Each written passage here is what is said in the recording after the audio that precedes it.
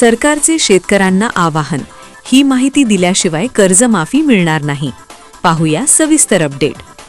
राज्यात नैसर्गिक आपत्तीमुळे मोठ्या प्रमाणावर नुकसान सहन करावे लागलेल्या शेतकऱ्यांसाठी महाराष्ट्र सरकारकडून महत्त्वपूर्ण कर्जमाफी योजना राबविण्याची तयारी अंतिम टप्प्यात आली आहे.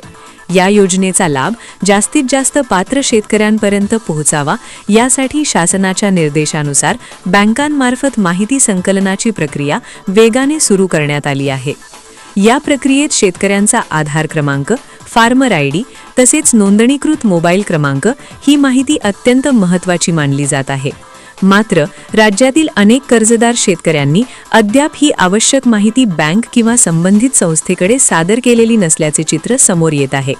त्यामुळे अशा शेतकऱ्यांना कर्जमाफीच्या लाभापासून वंचित राहावे लागू शकते अशी भीती व्यक्त केली जात आहे.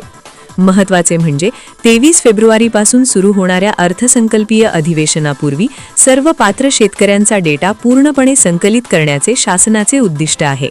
या माहितीच्या आधारेच आगामी अर्थसंकल्पात कर्जमाफी योजनेसाठी आवश्यक आर्थिक तरतूद करण्यात येणार आहे.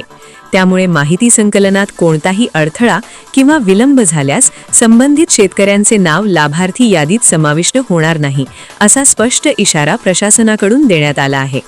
प्रशासनाने कर्जदार शेतकऱ्यांना आवाहन केले आहे की त्यांनी त्वरित आपल्या विकास सेवा सोसायटी, राष्ट्रीयकृत बँक, सहकारी बँक किंवा ज्या बँकेत कर्ज आहे त्या शाखेशी संपर्क साधावा.